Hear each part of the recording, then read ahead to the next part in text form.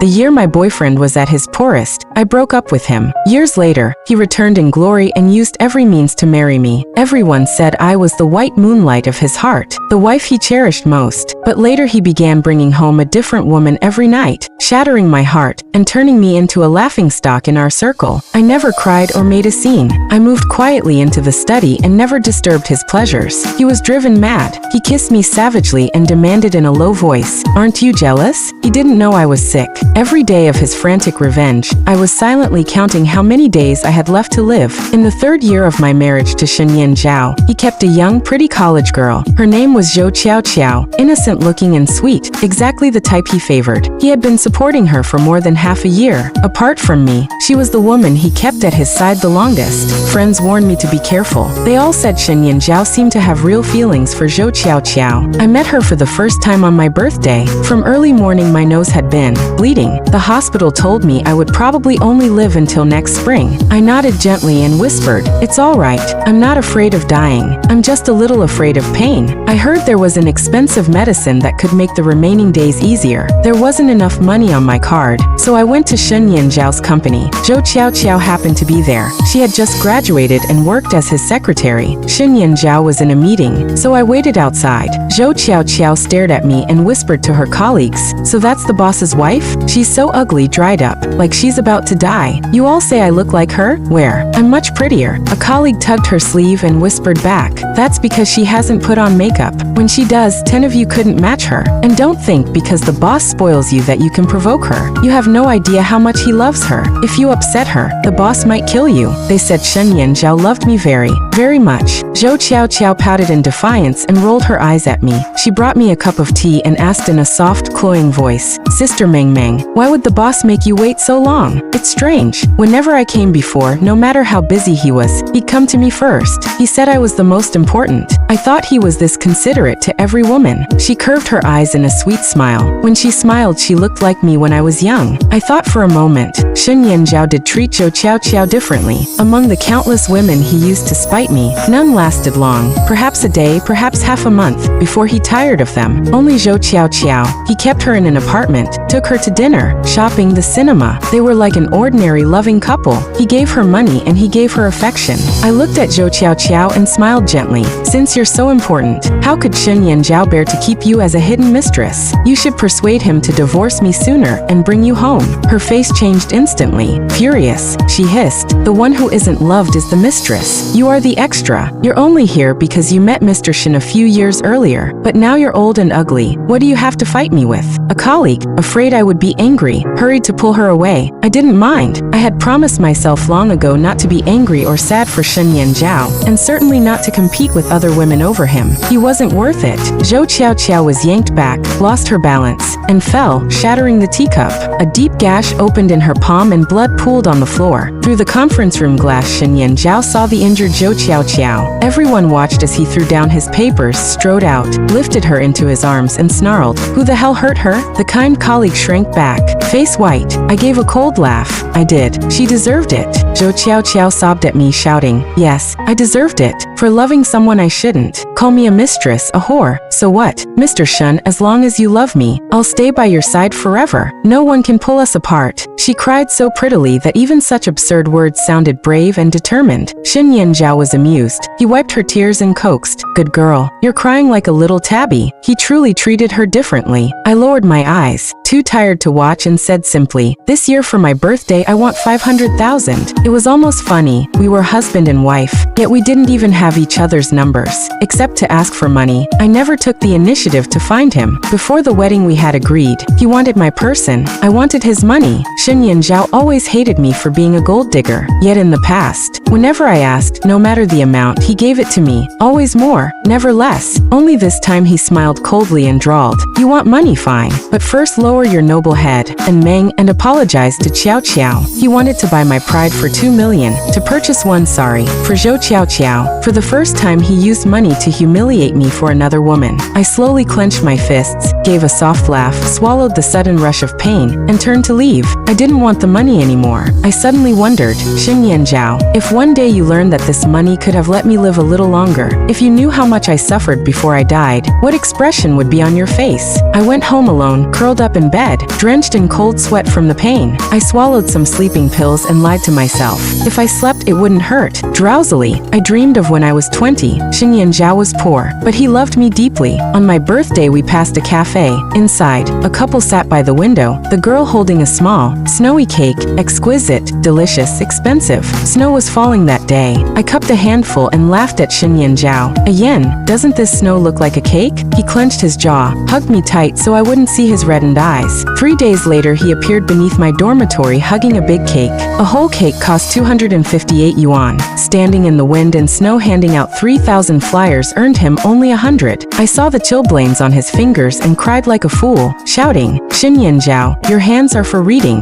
for writing, not for spoiling them just to make me happy. I said I didn't deserve such an expensive cake. He frowned and shot back, and Meng, you're the best girl in the world. You deserve every good thing. That day I cried and ate the whole cake. Long after, I could no longer remember its taste, only that I never again had any cake better than that one. I slept a long time. Half awake, I heard my phone ring. Xin Yanjiao's voice came through, and Meng. I smiled faintly and answered sweetly, a yen, it's snowing hard. I want cake. Before he could reply, I rolled over and sank back to sleep. I slept until midnight, woke hungry, went to the living room for food, and found Xin Yanjiao had actually come back. He had bought Zhou Qiao a big house. They lived there together. She cooked for him, coaxed him, waited for him. He was doing well. He had not come home for a long time. He lounged against the French window, cigarette between his lips, eyes fixed on me. I kept my eyes down, walked past, but he seized my wrist. Frowning, he asked softly, why have you lost so much weight? His voice was gentle, as though he still loved me. I froze, then jerked my hand away and cursed,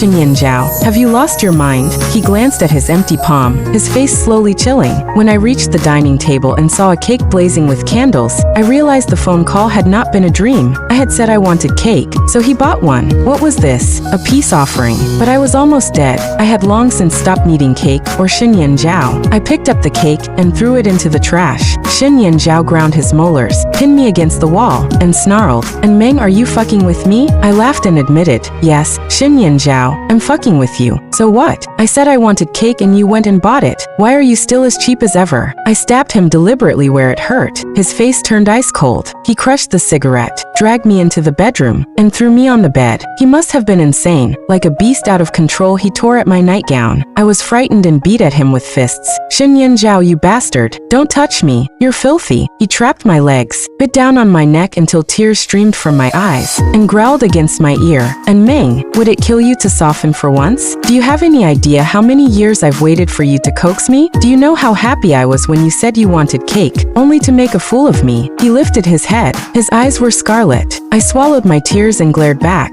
In the dim room, neither of us spoke, neither would yield. He bent closer, about to kiss me, when his phone rang, Zhou Qiao calling. He hesitated, but answered. I heard her sob, Mr. Shun, have you really abandoned me for Sister Meng? You clearly like me. I'm in a bar. I've drunk too much. A man is bothering me. I'm so scared. Please come take me home, okay? Xin Yanjiao said nothing. He only stared at me, smiling coldly, and ordered softly, and Meng, beg me to stay. If you beg, I won't leave. He seemed to have forgotten that long ago I, too, had set aside my dignity and pleaded, Xin Yanjiao, can we sit down and talk properly? Can we stop tormenting each other? Can we be good together? Can you treat me a little better? That day Xin Yanjiao looked at me coldly and laughed, and Meng, you don't deserve it. Those 3 words have stabbed my heart ever since, until now, when I could finally return them verbatim. I grabbed his collar and said, word by word, Xin Yanjiao, you don't deserve it. He went quiet, then laughed at himself. He lifted the phone and told Zhou Qiao, wait for me, I'll come take you home. Without another glance at me, he got up and slammed the door. The next day, photos of Xin Yanjiao fighting another man for Zhou Qiao spread through our circle. It was the first time his affair with another woman had become public knowledge. Reporters were camped outside the door. When I stepped out, they crowded around, firing questions. Xin Yanjiao's company had exploded in size these past few years. In the capital, he was powerful, young, rich, and handsome. He trended online constantly. Mrs. Shen, do you have any comment on Mr. Shen and Zhou Qiao? One girl demanded. One is a married man cheating the other. I kept walking head high and cut her off without looking back. A woman who knowingly sleeps with a married man. What exactly do you want to hear from me? She chased me, but I heard that back then you dumped him for money when he was dirt poor. After he got rich you guilt-tripped him into marriage. Now he's found true love. He and Xiao Xiao are a perfect match, yet you cling to the title of Mrs. Shen and still call other women mistresses. Don't you think you're the one bullying people? I stopped, gave a cold laugh, and snatched the press badge hanging from her neck.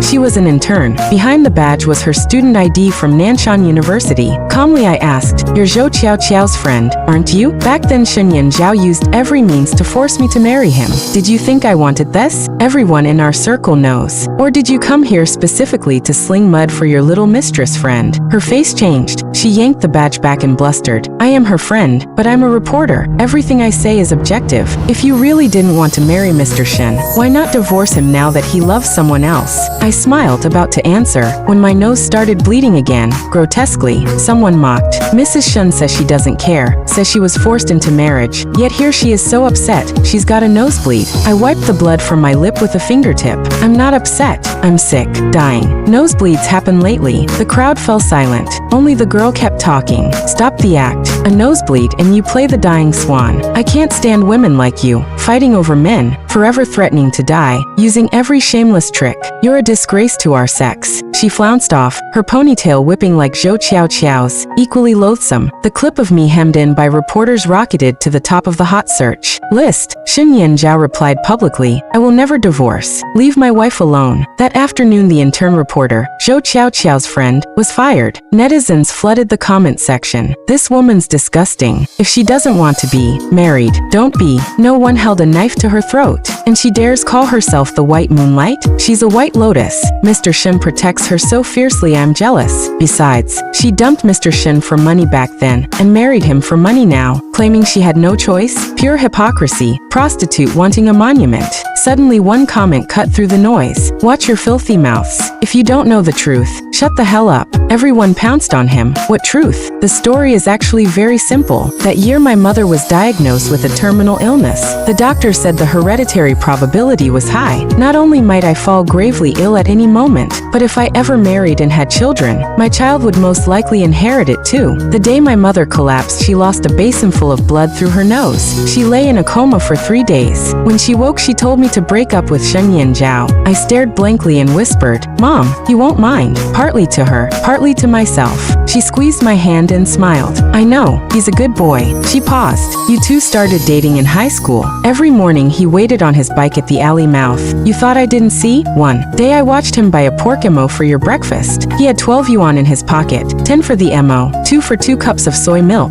1 for you, 1 for him. He told you he'd already eaten and you believed him, munching happily. Little Shen had nothing. Parents divorced, nobody wanted him. A pittance for living expenses, like an orphan. Those 12 yuan were probably his whole day's budget, and he spent every cent on you. Right then I thought my girl had luck. She'd found a wonderful boy. Good grades, good heart, everything good. And because he was so good, my heart ached for him. That same year his grandmother fell ill. He'd been raised by her, and they were inseparable. To pay her medical bills he ran himself ragged. Mom said his wings were too frail. Carrying his grandmother was already too heavy. If he had to carry me too, he'd never fly. I dug my nails into my palms. After a long time I said, voice shaking, Mom, I can't bear to leave him. One sentence of can't bear, and the tears poured. 10 years later the memory still hurts. I bought persimmons, Mom's favorite, and went to the cemetery to tell her I wouldn't be coming again. Before that I stopped at Shen Yanjiao's office to retrieve something. While my mother was still healthy and Shen Yanjiao and I still loved each other, she had gone to a temple and begged 2 fortune dolls.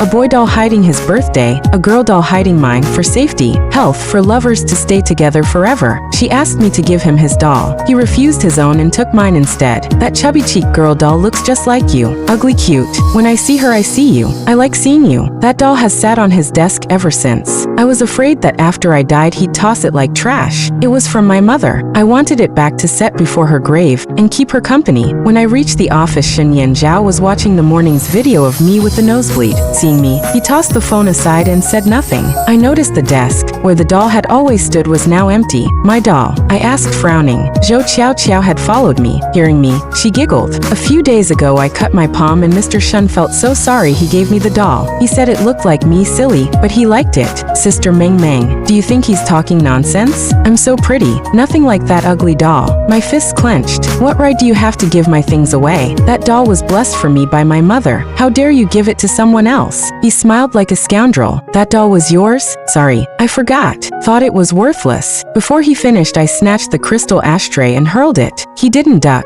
It split his forehead open. Zhou Qiao shrieked. Are you crazy? Attacking people over a cheap doll? She ran out, came back with my doll, and flung it at me. You're trash, take it. Smash it. Nobody cares. You think I want it? Take your junk and get lost. The porcelain doll hit the floor and shattered. My name and birthday broke into pieces, like my life, probably beyond repair. Suddenly I felt I really might die, but not yet. I hadn't seen Mom. I was afraid she'd wait forever. My head buzzed. I slapped Zhou Qiao hard and screamed. That was from my mother. I care. I care. Tears fell before I finished. I lunged for Zhou Qiao, but Xin Yanzhao seized my wrist. Hot tears blurred my vision. I stared at him and laughed through them. You know I'm dying, yet you still torment me. Xin Yanzhao, you're trash. He wiped my tears and shot back.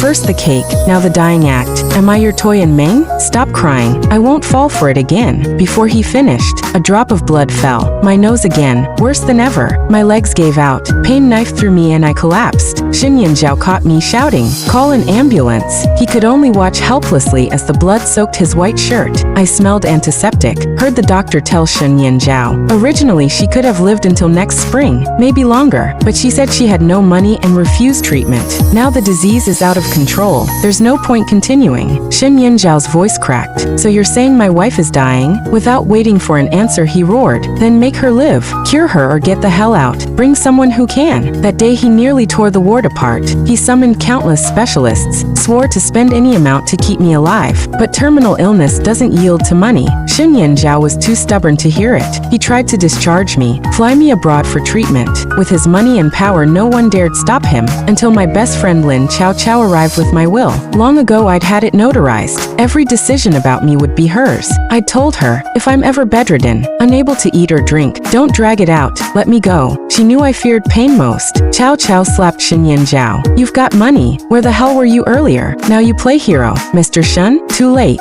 She's dying. You're taking her nowhere. Where I am, she stays. Xin Yanzhao stared at the will, frozen. After a long time I heard him sob, voice cracking. Lin Chao, let me take her. I beg you. Believe me, she can live. She won't die. If she dies, what will I do? Chao looked at him coldly. Men with hearts of stone manage fine without anyone. Don't fake devotion. It disgusts us both. She pushed him aside, sat by my bed, took my hand, and the moment she spoke, tears fell. Really don't want to live anymore? Her crying made me sad too. I wanted to lift my hand and wipe her tears, tell her not to grieve. I was only going to sleep a very, very long sleep. Once asleep, nothing would hurt again. She begged me again, wake up one more time, okay? You said we had to say goodbye properly, so there'd be no regrets. You haven't told your mom goodbye. You haven't told me goodbye. How can you bear to leave? My tears fell with hers. The monitor started shrieking. The doctor urged Chao to keep talking. There were signs I was surfacing. That day she clutched my hand, too scared to drink even water, talking nonstop,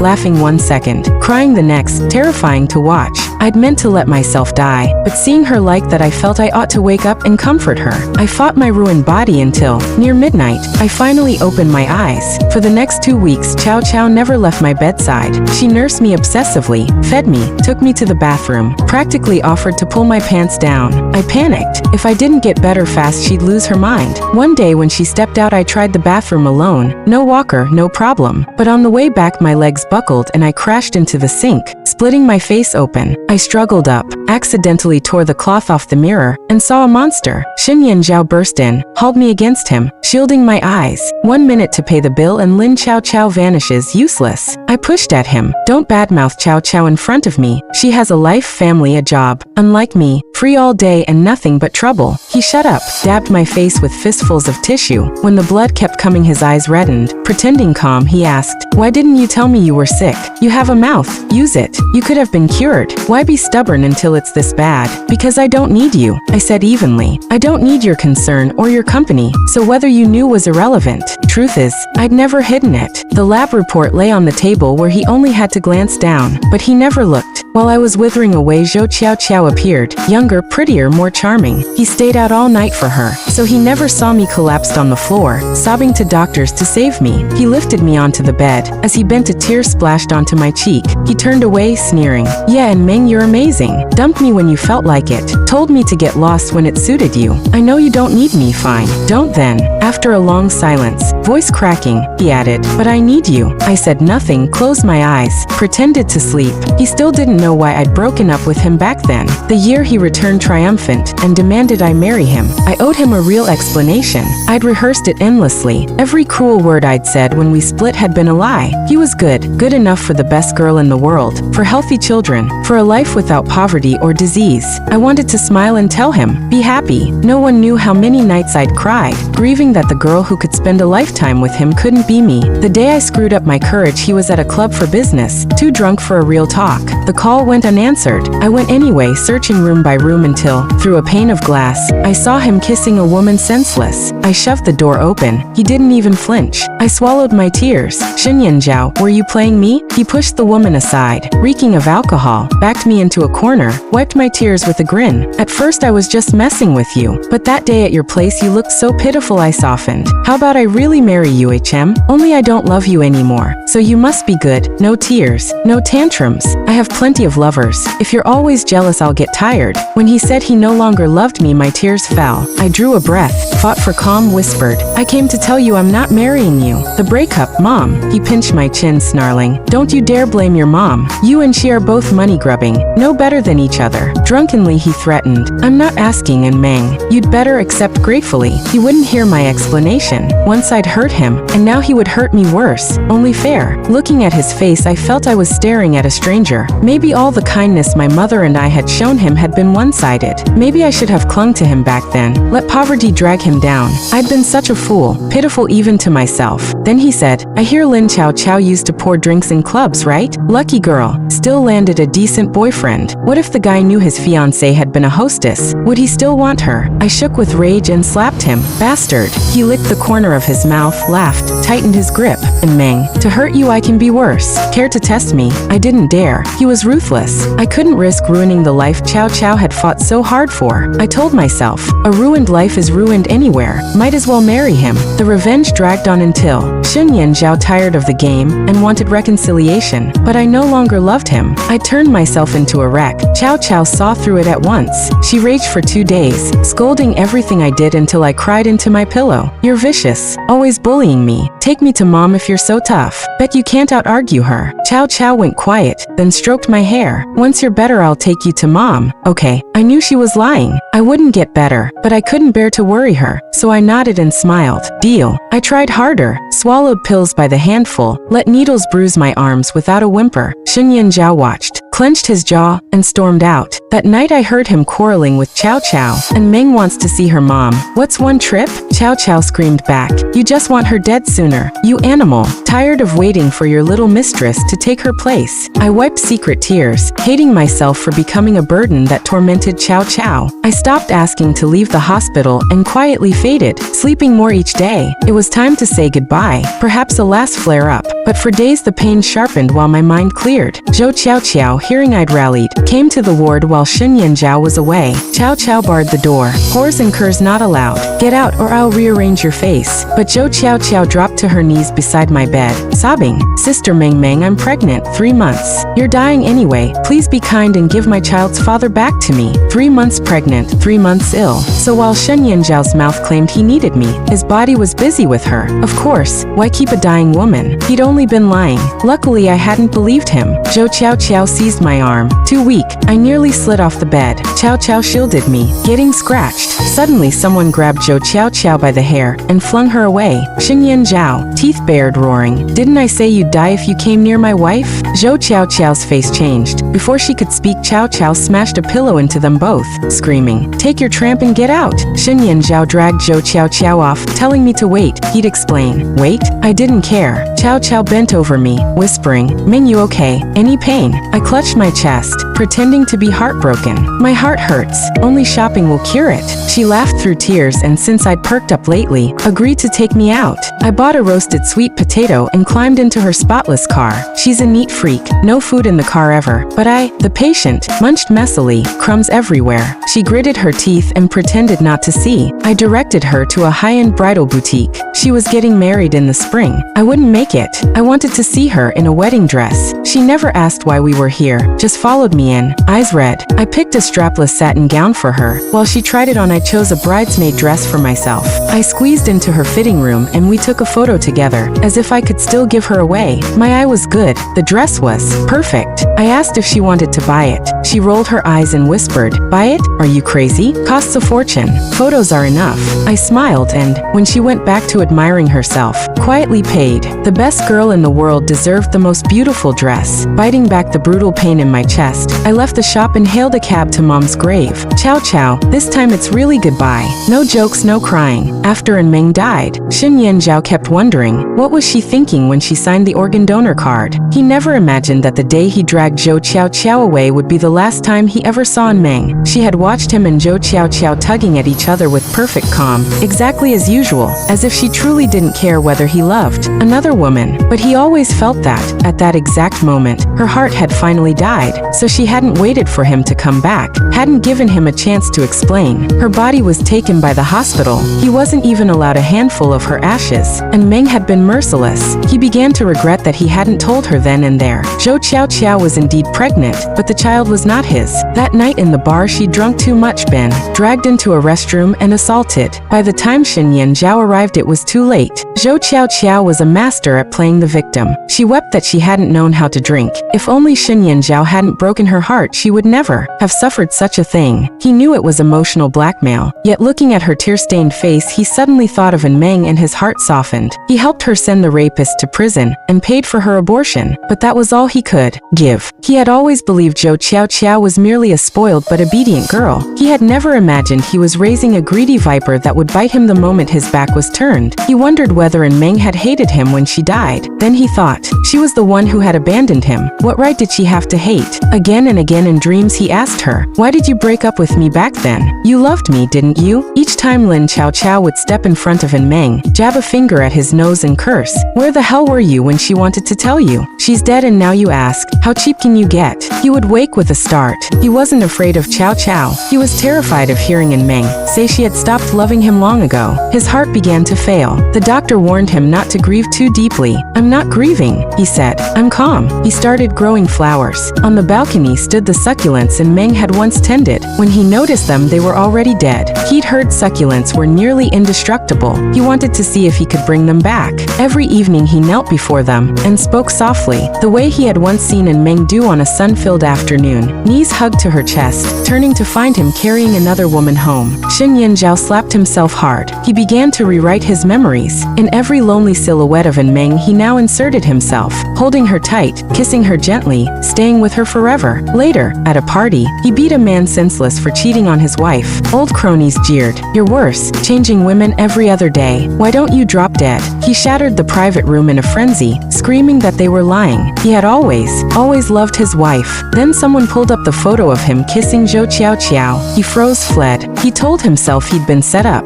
He would go home and explain everything to Meng. He couldn't bear to make her angry. Anger was bad for her health. The elevator doors opened and a pregnant woman stood at his door. Zhou Qiao, the very one from the photograph. Panic seized him. Had she already spoken to Meng? Had she said something to upset her? He dragged Zhou Qiao into the stairwell, snarling, "Are you really not afraid to die?" He seized her hair, hands closing around her throat, forcing her backwards, step after step, until her foot slipped and she tumbled down the flight. Scarlet bloomed across the steps. Xin Yanzhao smiled. Good. No one would ever destroy his and Meng's love again. 2 weeks later, Xin Yanzhao was committed to a psychiatric hospital. His behavior was perfectly normal except for one thing. He constantly addressed a broken fortune doll as wife. The doll was cracked, glued together, scarred all over. A piece was missing from its chest, as though a heart had been lost. He kept it on his nightstand, smiling at it. "Wife, why haven't you come to see me? Ian misses you so much. Do you miss me too?" Moments later his eyes reddened. "I forgot. Someone without a heart can't feel longing." He suddenly remembered. Long ago, he had been the one who lost Meng's heart.